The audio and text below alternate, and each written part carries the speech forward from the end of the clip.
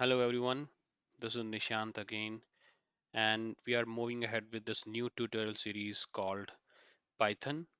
And today is day one, and we are creating a very small video where we will teach you how to create a data frame using Pandas library in Python.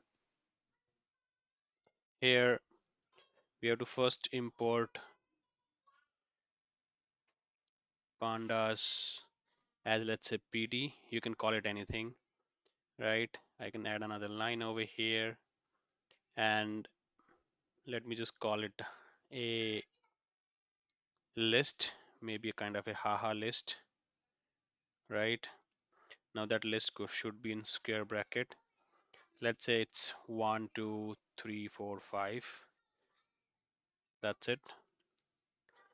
Now I'm going to create a data frame.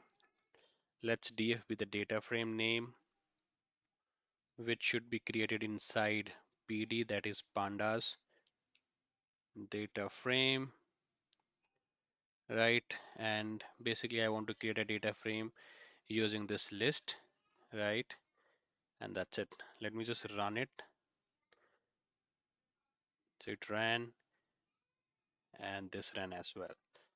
Now here you can say that the name of the column is actually 0, so we can rename that as well. I can show you right below that. Copy this, go over here.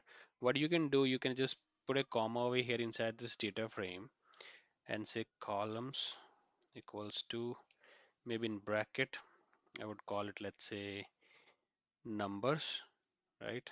Something like that. And now if I run it, it should give the name of the column.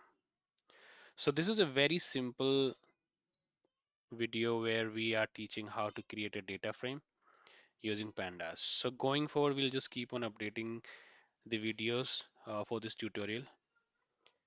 Thank you.